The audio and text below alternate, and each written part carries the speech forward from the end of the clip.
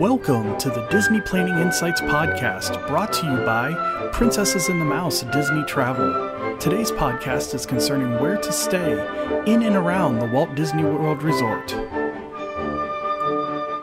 Hello and welcome to the DPI podcast. My name's Matt, and today we're going to be going over where to stay in and around Walt Disney World Resort property. There are quite a few options, so Peter, why don't you give us an overview on what's available? Yeah, Matt, there's a lot of different hotels available, but I suppose just quickly in general, I can kind of break them into three categories. I would say that you first of all have the on-site Disney properties, and then you have two tiers of off-site properties. The first tier being off-site properties that work in conjunction with Disney World very closely, and then off-site properties that don't necessarily work with Disney at all. So you would just sort of be booking your packages a la carte, as it were. Let's go ahead and start with the on-site properties, because those are the ones that are owned and operated by Disney management, and those are the ones that are going to give you the most all-inclusive experience at Disney World and also offer you the most options. Disney has their on-site properties broken into some tiers. And so, Matt, why don't you just briefly explain to us what those tiers are and sort of why we classify them into those tiers? Disney breaks their hotels into three tier categories. You have the value, the moderate, and the deluxe tiers of resorts around the property. And each come with their pluses and minuses, but overall, they're really based off of proximity to parks, what is available on site, and overall price. And it kind of works together with the higher priced hotels are going to be closer to parks. They're going to have more to do in the hotel. Starting out with the value, Peter, why don't you jump into that and let us know what those are about? Sure. So right now, there are 5 different value resorts. And I say right now because we don't know what Disney's planning in the future. But right now, there are 5 value resorts. The first one is really 3 of them. And so I'm going to talk about them all in tandem. And that's the All-Stars Resorts. The All-Star Complex is over near the Animal Kingdom. And it is built to where as you come into the drive, you experience all 3 resorts one after another. And the 3 All-Star Resorts are music, movies, and sports. And so what you can expect here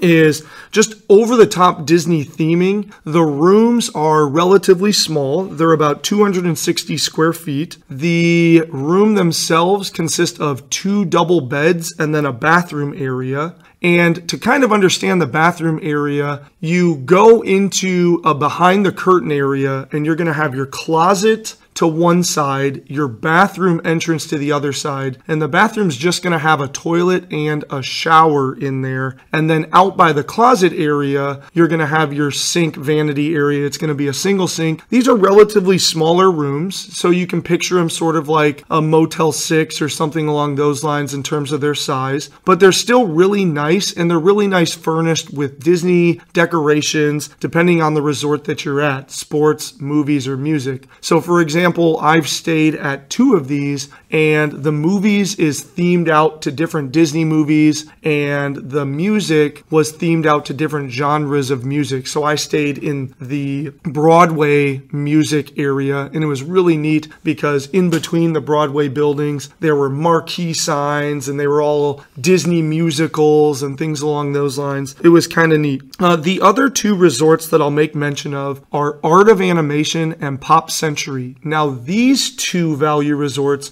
are next to each other, and they actually have a bridge connecting them, and it's called the Generation Bridge. And so it gaps between Art of Animation and Pop Century. And these 2 resorts are over by the Epcot area. And I put these 2 together because they, on that bridge, have a station for the new Skyliner system that's opening very shortly. And so that Skyliner system will take you from these resorts out to other resorts as well as Epcot and Hollywood Studios. The rooms at Art of Animation and Pop Century are very similar to the All-Star Resorts. Art of Animation, for these rooms, you're going to be in a Little Mermaid suite, so they're going to be decked out for the Little Mermaid. And Pop Century is going to be different decades, and so you might have a 50s, 60s, 70s building. And so the decorations are going to be themed to pop culture during those decades of American history. Those are where they're located, and there's just a general idea for them. I can also generalize all 5 of these value resorts by talking about sort of what's available at the resorts. What you're going to expect to see at all of these value resorts in terms of dining is that they're all going to have a centralized food court area up in the main building where you find check-in and other available amenities. And so this food court area is exactly what it sounds like when you think of like a mall's food court. You go in and you look around and you have different food lines with different food options. You might have a burger chicken line, a pizza line, a salad line, a dessert line, and you kind of pick and choose your way around, choosing what you'd want out of each of these lines. These are quick service dining locations, which we talk about in other podcasts.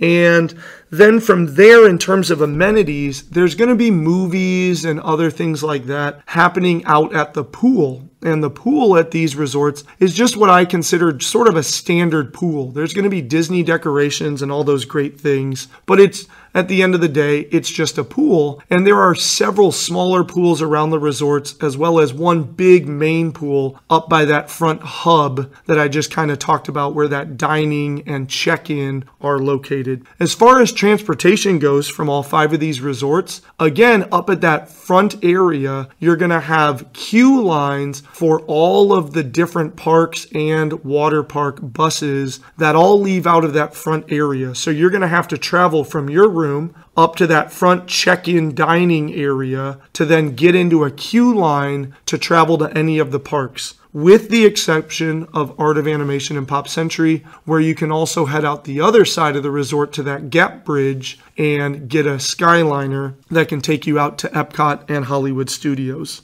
Just to be aware of transportation when planning these value resorts, these resorts fit quite a lot of people, and the transportation is still very similar to other resorts, to where the buses are going to come every 10 to 20 minutes. And so you can sometimes expect at value resorts transportation lines to be a quite decent wait, where you might have to wait 2 or 3 buses in order to then get onto your bus. Again, when you get out front, there are queue lines waiting to go to all of these different parks. So that's what to expect at a value resort. And now, Matt, you're going to go ahead and tell us about the moderate resorts. Yeah, so the moderate resorts, and we're going to talk about 3 locations for resorts. There's 2 resorts at Port Orleans. You have Caribbean Beach, and then you have Coronado Springs. And these are kind of located all over the resort property. So really what makes them a little different than the value is they start with a little bit bigger room, about 314 square feet on average. And what that does is it gives you a little bit more room to put your stuff, a little bit more room to stretch out, and it's a little bit more room for the bigger beds. There is a step up to a full-size queen bed instead of the 2 doubles in these rooms. As far as the bathrooms, very similar to the value bathrooms, but there are multiple vanities in most of these, and sometimes you'll have a separate toilet area or a separate shower area depending on the resort. As far as recreation, now your pools, where you're doing those outdoor movies and everything, will have slides. Some of them will have the ability to rent bikes, or will have water sports on property. So it gives you some more things to do if you plan on spending some more time at your resort. As far as the dining goes, moderates have a medium-sized food court. It's going to start getting a little bit smaller as the resorts get nicer. They have a poolside bar, at least 1 table service option at each of your moderate resorts, 1 indoor bar or lounge area. So it gives you a little bit more to where you can experience your resort and stay at your resort. So when you're looking at those longer stays, you know, you might be able to build in a resort day a little bit easier when you step up to the moderate resorts. And with all the resorts, you get in-room pizza delivery. So you can get that any night at any resort across the property. As far as transportation, bus system that goes from park to park, you're going to have multiple loading locations and then possible boat transportation to and from some of the resorts. So depending on where you're staying, there are boats that will go between the resorts and some of the parks. resorts in Disney Springs. Really, you want to look at those options as you're booking and, talk to us about those, because there are some neat features with the transportation that maybe you don't know when you're looking at these resorts. As far as some other characteristics, you start getting away from the Disney theming a little bit when you go to the moderate resorts. Coronado Springs is a great example because it's more of a Spanish theming around the resort, and it kind of carries over into the rooms even after they did the modern update to the rooms. It really carried some of that Spanish theming. Your check-in areas now are the building, your dining options, a lot of that is all together. You don't have any rooms in that main building. Like the value resorts, some of the outer buildings could be quite a walk to that main building. So when you're talking about check-in, check-out, going up and doing some shopping in the main building, eating in your main building, you've got a pretty large area that you may be walking. So you gotta keep that in mind. Next, what we're going to do is we're going to talk about the deluxe resorts, and there's quite a few of these. So Peter, kind of talk us through the areas and what resorts are considered deluxe. Sure, and just one thing quickly to add about, Matt talking about the moderate sizes. They're very similar in size to the value resorts. However, there is one nice plus about the moderate over the values. If you are way out in the far reaches of the value resort, you're going to be hoofing it back up to that front building. But in those moderate resorts, they have an internal bus system that can carry you around up to that front building. And so even if you're really, really far away, you might not have to walk up there unless you really want to, because that internal bus system can bring you up to the front. So just sort of one nice perk about that moderate resort. Going into the deluxe resorts, though, there are different parks, and the big thing about the deluxe resorts is, and the reason why they have the heftiest price tags, is the fact that they have very close proximity to the parks. All of the value and moderate resorts, you're gonna have to take buses. You might have a couple of other options like the Skyliner heading out to Caribbean Beach and Art of Animation and Pop Century, but these ones are going to be so close that you could walk to some of the parks or take a new transportation option. So for example, the deluxe resorts in the Magic Kingdom area are all connected via the monorail. And so those are the Polynesian, the Contemporary, and the Grand Floridian. And so they're on their own resort monorail loop with the Magic Kingdom park, or you can ride that resort monorail loop, get off at the bypass area called the Transportation Center, and jump a monorail down to Epcot as well. Staying in that Magic Kingdom area is quite convenient if you're trying to go to the Epcot or Magic Kingdom area. There is one more Magic Kingdom resort, and that's the Wilderness Lodge. And that has a boat system that will take you up to Magic Kingdom's front gate, where then you could grab a hold of that monorail and transport yourself around. And so just a couple more options besides that bus. In terms of the Epcot area, we have a boardwalk area back behind Epcot, and that houses the Yacht and Beach Club, which I mentioned in the intro video is my favorite place to stay, as well as the Boardwalk Inn, which is across the boardwalk from those two resorts. The great thing about these is that I can walk to Hollywood Studios, or I could walk into the backside of Epcot, as well as a boat system, which Matt will be telling you about more here in just one moment. In terms of the Animal Kingdom area, not a lot of deluxe properties, really just the Animal Kingdom lodges over there. But what's cool about this one is that they have Savannah View rooms that back up to the savannah of the Kilimanjaro Safari ride. And so I've had guests stay there who have woken up in the morning and there's a giraffe right outside your window, which is a really cool experience. So that's where they are. Again, they're really close to those parks. And then Matt's going to give us more details about sort of the amenities and what to expect at these locations. When we're getting into the deluxe resorts, these are going to be kind of your top level rooms to stay in. So just right off the top, rooms are bigger. Your standard room at a deluxe resort averages about 400 square feet for the room. On top of that, you've got villas in all the deluxe resorts that could go up to about 2,500 square feet. As far as the bathrooms go, very similar to the moderate.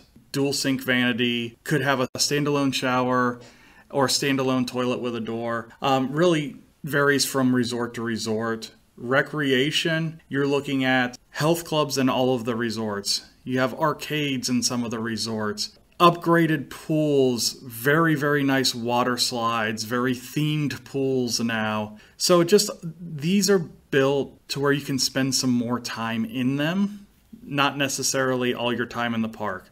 You know, when you're talking about a value resort, it's very much a place to put your head at night, where with a deluxe resort, there's a lot more encompassed in those resorts to where you can spend some more time. At Grand Floridian, you have the Ivy Trellis Salon. If you're into Bippity Boppity Boutique, or for the adults, Character Couture, you can get those done while you're at the Grand Floridian, and it's very convenient for all of those resorts that are on that monorail line. When it comes to dining, the deluxe areas have these tiny closet food courts. They're more like a general store, to where you can grab a couple of items and you can go back to your room. Where the deluxe resort dining stands alone is you're going to have multiple table service options on site. On top of that, most of the deluxe resorts have a character dining option within the resort. You're there with the kids, you don't really want to travel somewhere that first night you get there. These are a good place to stay. You can have that character meal that first night when you get in, and you're there at the resort so you can crash after that long travel day. Full room service menus at all these resorts, so not just limited to the pizza. They're all going to have a full room service menu and at least one indoor bar or lounge. Places to sit down, get a drink. A lot of them have coffee houses and that kind of stuff to where you can grab coffee while you're there as well. So really, they're each kind of their own little properties. Transportation at the deluxe level is interesting because you have so many options. The bus queues are actually very, very small. One station for all the parks. You just don't have a lot of people necessarily using the bus transportation when you're at this resort level. They're using everything else because there's so many other cool ways to get around. You know, the monorail's big with those Magic Kingdom properties. The boating system's big if you're over in the Epcot area. So most of your resort patrons are going to use other forms of transportation. The characteristics of these rooms are they are very much elegantly themed. A lot of times they bring in world-class architects to build these. They are very different from a hotel. They are their own buildings. They are their own style. I mean, if you look at the Contemporary, it is a fantastically designed building. The monorail goes through it and then has its own little garden wing for some additional rooms off of it. So it's a whole different experience. There is Disney theming. Sometimes you got to look for it a little harder in these types of rooms. When you're sleeping in the rooms, one thing I forgot to mention is almost all these rooms offer a sleeping option outside of the 2 beds that are in the room. They'll have a trundle bed or a Murphy bed or a pull-out sofa, and it's usually a convertible sofa where it kind of flips over. So there's quite a few options on the deluxe resorts. On top of that, there's a few properties that we haven't mentioned that some of our seasoned Disney goers are going to listen to this and going to ask about, hey, what about Saratoga Springs? I have Peter talk a little bit about the DVC properties. Sure. So like Matt just mentioned, there are a bunch of properties that we didn't include in the on-site. So for example, Matt mentioned Saratoga Springs. Another one that quickly comes to mind is Old Key West. And there are plenty of others that if you look at Disney's website are going to get listed separately from the actual resort that they're at. So for example, Yacht and Beach Club both have their villas. Boardwalk Inn has its villas. The Polynesian has the villas. Like every one of these deluxe resorts has the resort side as well as sort of the villa side. Like Wilderness Lodge has its Copper Creek area and its Boulder Ridge area. And so all of these ones that we haven't talked about are called DVC properties. And DVC stands for Disney Vacation Club. Now, I'm not going to go into too many details today on that because Matt and I are planning an entire podcast on DVC here in the future. But just suffice it to say today that the DVC properties are able to be booked by non-DVC members. And if you were to book one of these other properties, you can expect prices similar to the deluxe property. Amenities, again, these are at the deluxe property, so all those amenities Matt just went over with you, different bedroom types beyond, 2 beds, the king beds, the trundle beds, all of that stuff. They're all here on these DVC properties as well, and they're going to be comparable prices, and you don't necessarily have to be a member of Disney Vacation Club in order to book them. So at this point, this has really wrapped up all of our on-site, and so now we're going to start to slide into some off-site hotels and just kind of talk through some other options, because maybe you don't want to go all in and stay at one of these Disney resorts. And so the first one I'm going to talk about is actually sort of a blend of on-site and off-site, and that's the Swan and Dolphin Hotel. Maybe you've heard of this resort. I know there's sort of a fan following out there that loves staying at the Swan and Dolphin. And so where it is it's back on the boardwalk around the Beach Club and Yacht Club and Boardwalk Inn. You'll see the Swan and Dolphin building, which is sort of an orangish color building with some green theming around it. And so the prices here are going to be similar to that of the upper level intermediate and lower level deluxe. And so there might be some reasons why you might want to stay at Swan and Dolphin. It has very nice finishes and spa amenities there as well. And you do get some of those perks. So at Swan and Dolphin, they do have a boat dock that brings you into the boat transportation of Hollywood Studios and Epcot. You can still book your fast passes at 60 days out. And you do have full access to the Disney transportation system, where you can have that bus depot out front that has buses that will take you directly to all the other Disney parks at approximately 10 to 20 minute intervals. Matt, what might be some reasons why I wouldn't want to stay at the Swan and Dolphin Hotel? Well, some of the cons about staying at the Swan and Dolphin Hotel are, first off, you can't get a dining plan when you stay at these properties. The dining plan, to me, and I know Peter as well, is a huge perk when it comes to staying at a resort property for Walt Disney World. There's so many dining options around the property, including Disney Springs, the ability to make those reservations and to kind of pay for it up front and not have to worry about that while you're at the park's a huge deal. Also, one of the cool things that Disney released a few years ago was the Magic Band. And the Magic Band's a great thing that kind of encompasses your park tickets, your hotel key, all in one device. And you're not able to have that with the Swan and Dolphin. Now, you can bring in your Magic Band and you can link your tickets to it if you have a Magic Band from a past visit. But it's not anything that you can use around the resort, and you can't charge your purchases back to your room like you could using the Magic Band at a Walt Disney Resort hotel. Also, the pricing is similar to the high, intermediate, or deluxe accommodations.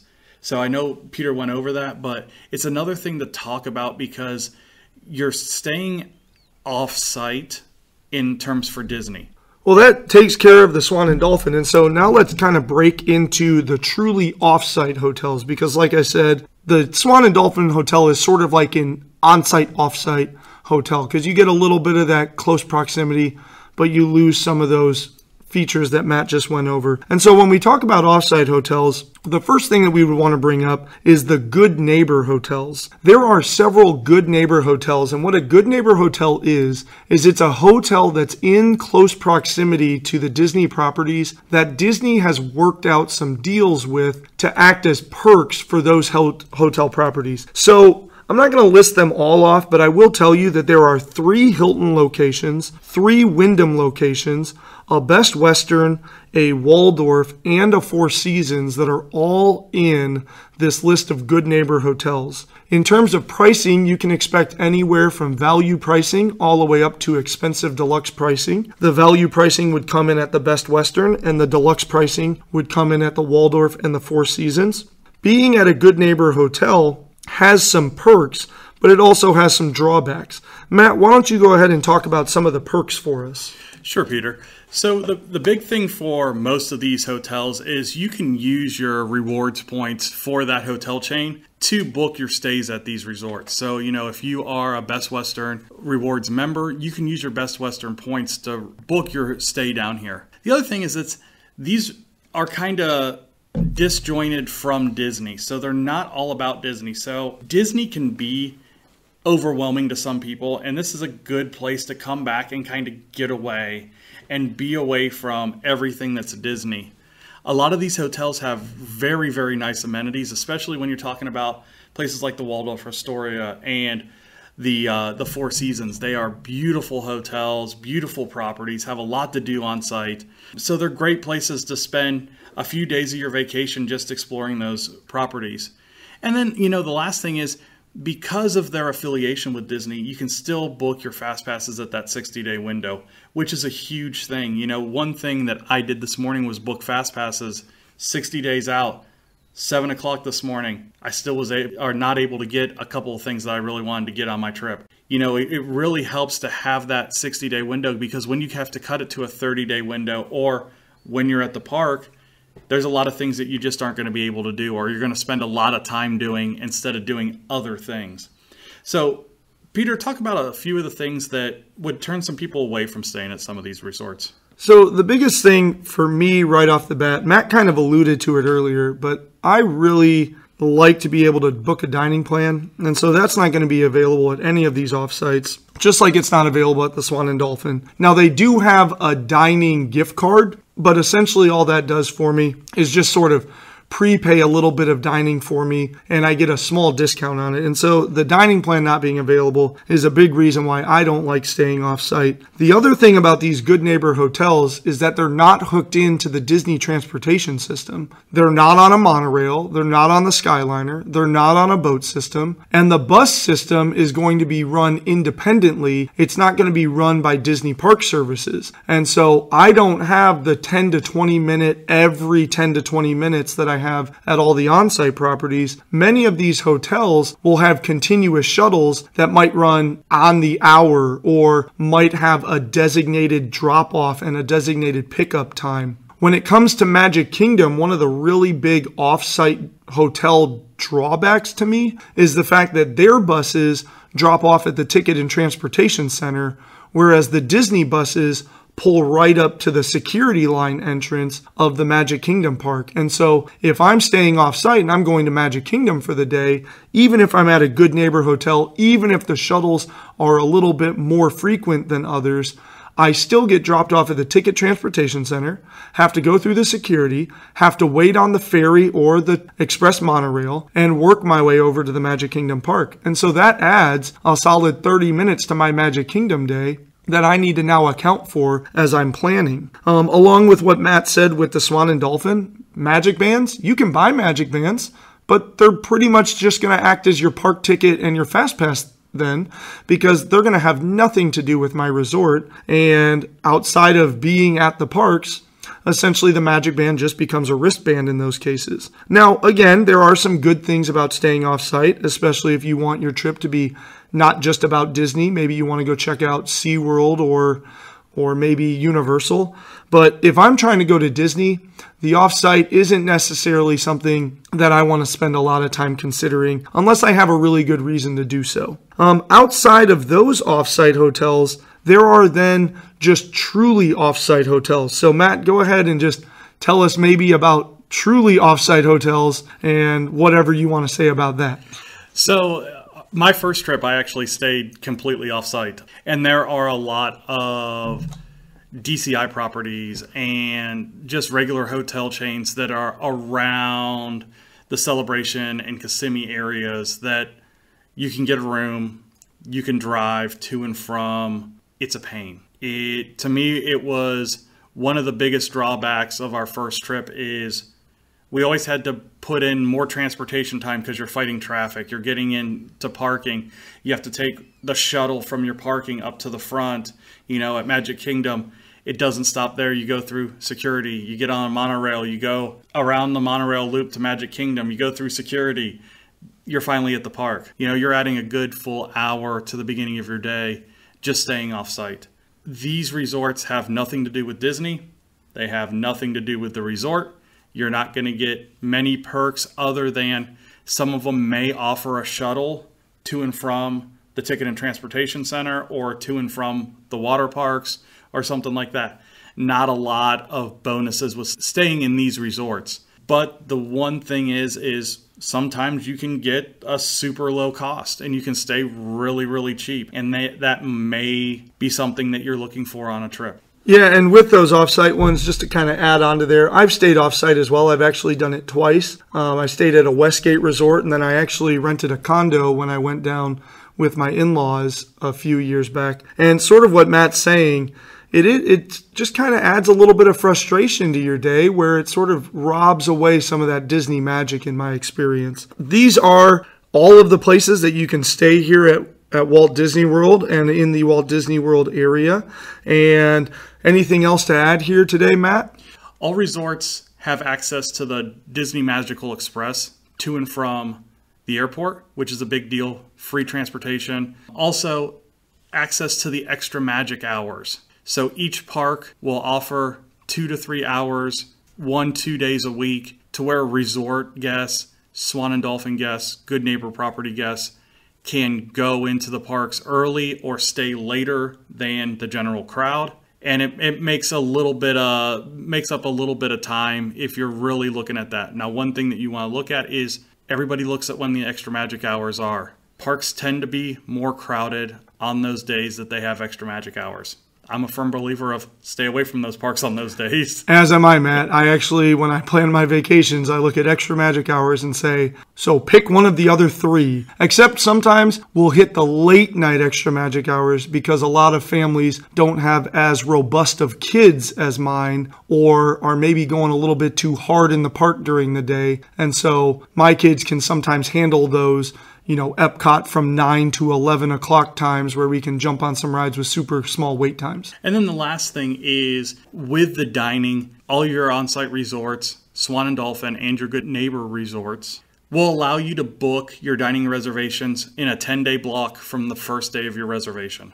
So if your reservation starts on July the 4th, you can book July the 4th through those first 10 days of your resort, where everybody else has to kind of wait until their resort stay starts to book those dining reservations. So if you are on a long vacation, you're doing that 9-10 day Walt Disney World vacation, that makes it a benefit to stay at one of those first 3 sets of properties that we had really talked about because of it makes sense to be able to book all your dining all together. So really, that's all we have for today's episode. Listen to the podcast through Anchor. Find us on YouTube and subscribe to our mailing list on the website. There are links below for all those locations. And if you have any questions, please reach out to us. We're glad to help anybody with their Disney travels. Turn your Disney dream into a magical Disney vacation with Princesses and the Mouse Disney Travel.